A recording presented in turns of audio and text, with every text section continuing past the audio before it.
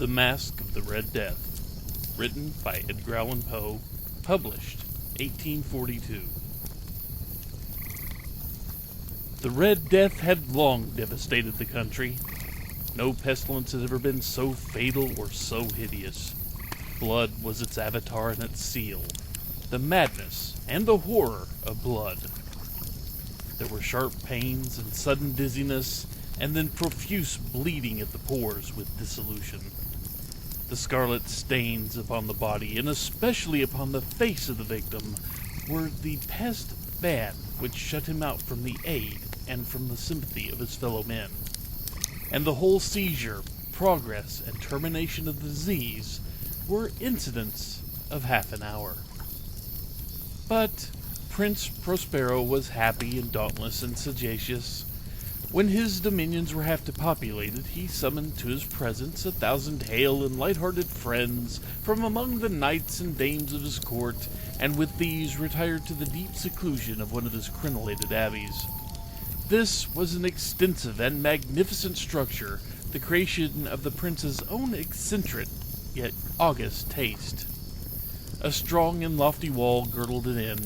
This wall had gates of iron. The courtiers, having entered, brought furnaces and massy hammers and welded the bolts.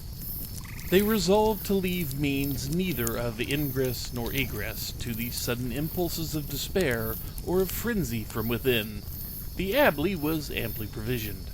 With such precautions, the courtiers might bid defiance to contagion.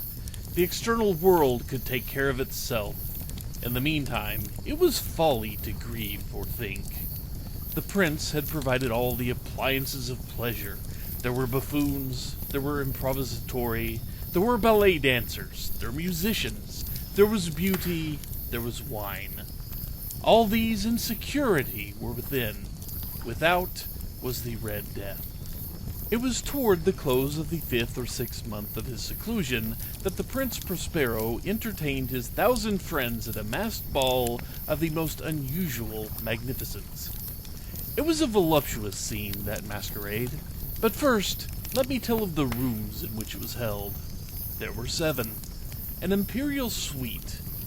In many palaces, however, such suites form a long and straight vista, while the folding doors slide back nearly to the walls on either hand, so that the view of the whole extent is scarcely impeded. Here, the case was very different, as might have been expected from the Duke's love of the bizarre. The apartments were so irregularly disposed that the vision embraced but little more than one at a time. There was a sharp turn at the right and left, in the middle of each wall. A tall and narrow Gothic window looked out upon a closed corridor which pursued the windings of the suite. These windows were of stained glass whose color varied in accordance with the prevailing hue of the decorations of the chamber into which it opened. That at the eastern extremity was hung, for example, in blue, and vividly blue were its windows. The second chamber was purple in its ornaments and tapestries, and here the panes were purple. The third was green throughout, and so were the casements.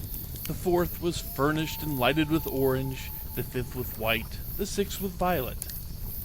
The 7th apartment was closely shrouded in black velvet tapestries that hung all over the ceiling and down the walls, falling in heavy folds upon a carpet of the same material and hue. But in this chamber only, the color of the windows failed to correspond with the decorations. The panes were scarlet, a deep blood color.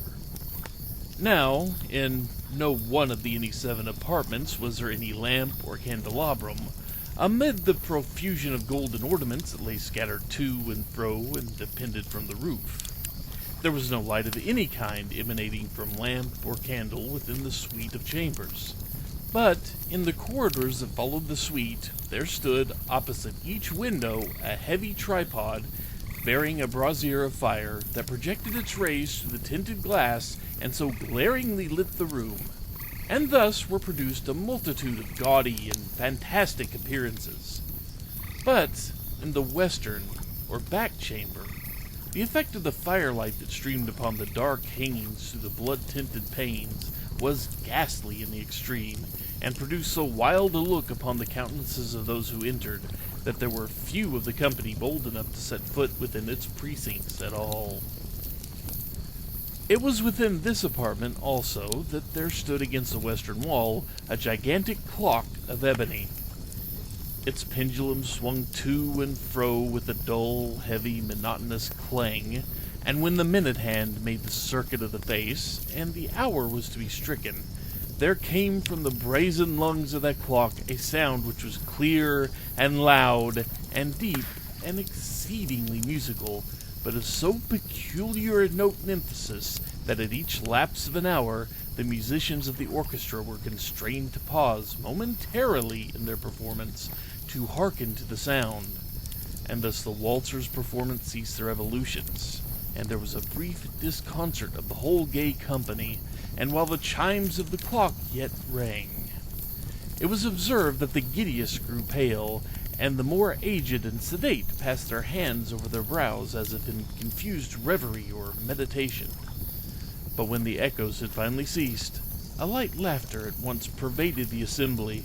The musicians looked at each other and smiled as if at their own nervousness and folly, and made whispering vows each to the other that the next chiming of the clock should produce in them no similar emotion. And then, after the lapse of 60 minutes, which embraced 3,600 seconds of time that flies, there came yet another chiming of the clock, and then there were the same disconcert and tremulousness and meditation as before.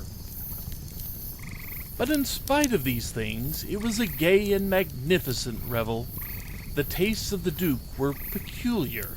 He had a fine eye for color and effects. He disregarded the decora of mere fashion. His plans were bold and fiery, and his conceptions glowed with barbaric luster. There are some who would have thought him mad. His followers felt that he was not. It was necessary to hear and see and touch him to be sure he was not. He had directed, in great part, the movable embellishments of the 7 chambers upon occasion of this great feat, and it was his own guiding taste which had given character to the masqueraders. Be sure they were grotesque. There were much glare and glitter and piquancy and phantasm, much of what has been seen in Hernani. There were arabesque figures with unsuited limbs and appointments. There were delirious fancies, such as the madman fashions. There were much of the beautiful, much of the wanton, much of the bizarre, something of the terrible, and not a little of that which might have excited disgust. To and fro in the 7 chambers stalked, in fact, a multitude of dreams, and these dreams writhed in and about, taking cue from the rooms and causing the wild music of the orchestra to seem as the echo of their steps. And anon, there strikes the ebony clock which stands in the hall of the velvet. And then, for a moment, all is still, and all is silent, save the voice of the clock. The dreams are stiff frozen as they stand, but the echoes of the chime die away. They have endured but an instant, and a light, half-subdued laughter floats after them as they depart. And now the music swells, and the dreams live, and writhe to and fro more merrily than ever, taking cue from the many-tinted windows through which stream the rays of the tripods. But to the chamber which lies most westwardly of the 7, there are now none of the maskers who venture, for the night is waning away, and there flows a ruddier light through the blood-colored panes, and the blackness of the sable drapery appalls, and to him whose foot falls on the sable carpet, there comes from the near clock of ebony a muffled peal more solemnly emphatic than any which reaches their ears who indulge in the more remote gaieties of the other apartments.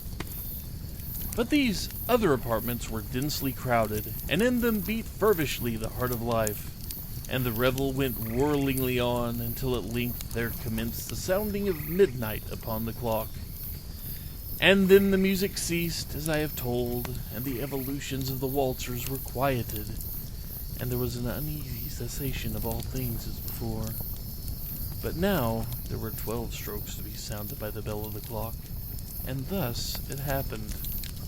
Perhaps that more of thought crept, with more of time into the meditations of the thoughtful among those who reveled.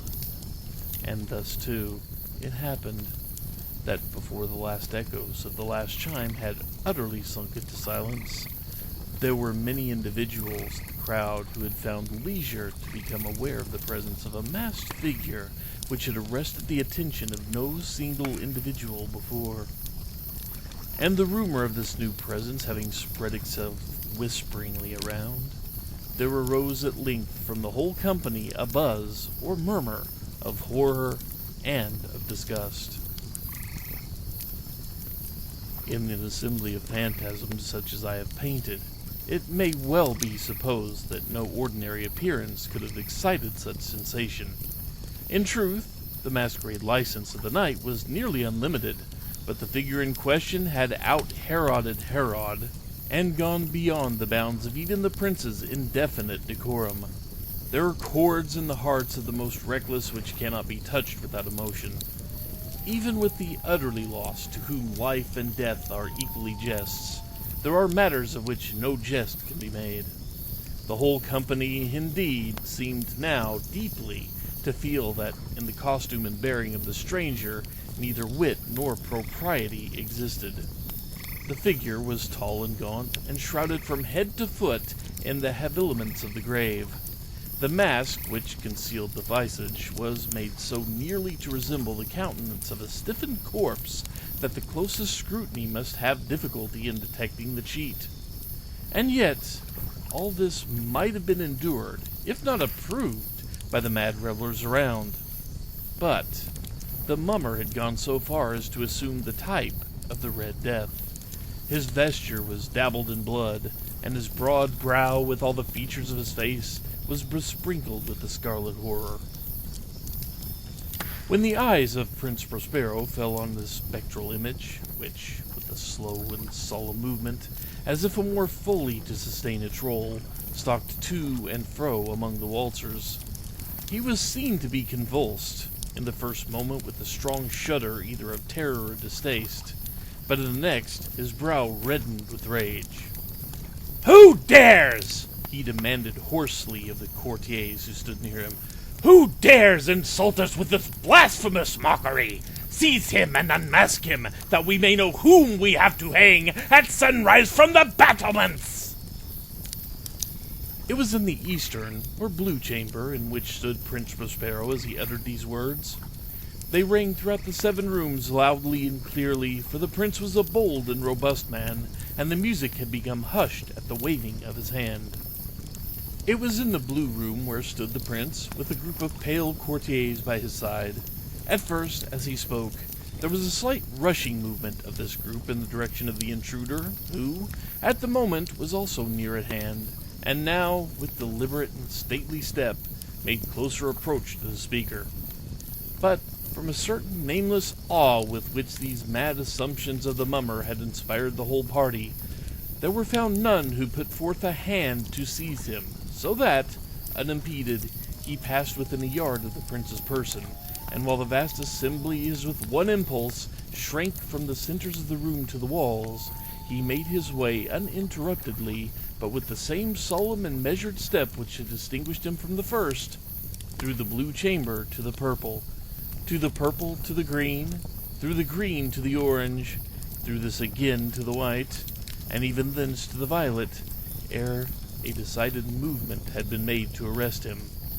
It was then, however, that Prince Prospero, maddened with rage and the shame of his own momentary cowardice, rushed hurriedly through the 6 chambers, while none followed him on account of a deadly terror that had seized upon all. He bore aloft a drawn dagger, and had approached, in rapid impetuosity, to within 3 or 4 feet of the retreating figure, when the latter, having attained the extremity of the velvet apartment, turned suddenly and confronted his pursuer. There was a sharp cry, and the dagger dropped gleaming upon the sable carpet, upon which most instantly afterward fell prostrate in death the Prince Prospero. Then, summoning the wild courage of despair, a throng of the revelers at once threw themselves into the black apartment, and seizing the mummer, whose tall figure stood erect and motionless within the shadow of the ebony clock, gasped in unutterable horror at finding the grave cerements and corpse-like mask, which they handled with so violent a rudeness, untenanted by any tangible form.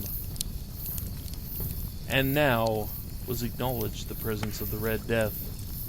He had come like a thief in the night, and one by one dropped the revelers in the blood-bedewed halls of their revel, and died each in the despairing posture of his fall.